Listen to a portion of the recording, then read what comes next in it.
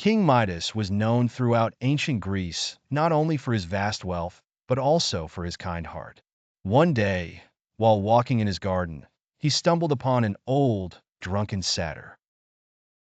Instead of scolding the creature, Midas took him into his grand palace, fed him, and offered him a bed to sleep off his stupor. This act of kindness caught the attention of Dionysus, the god of wine and revelry.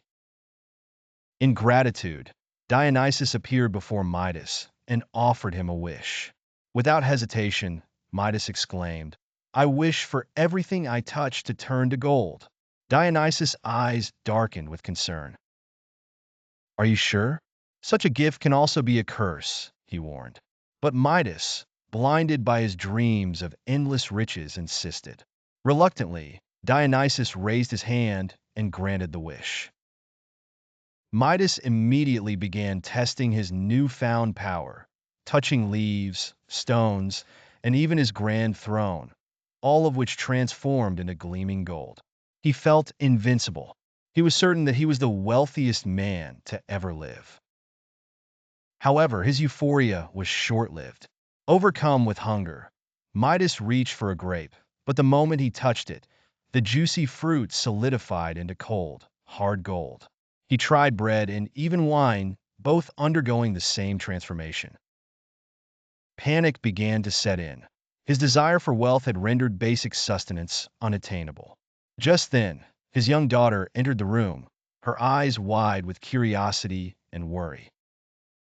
"Father, what's wrong?" she asked, rushing over to him. Instinctively, he held out his arms to her, forgetting in his distress the consequences of his wish. The moment she touched him, she turned into a lifeless golden statue. Horror washed over Midas as he realized the enormity of his mistake. His greed had cost him the thing he loved most. Desperate and heartbroken, he called out to Dionysus, begging for the terrible gift to be revoked. The god, hearing Midas' genuine remorse, took pity on him. Dionysus appeared once more and instructed Midas to wash his hands in the river Pactolus. Doing as he was told, Midas dipped his hands into the water, watching as the golden touch flowed away. When he returned to the palace, everything he had turned to gold was back to its original form, including his beloved daughter, who ran into his arms, safe and alive. From that day forward, Midas lived humbly, forever reminded of the perils of unchecked greed.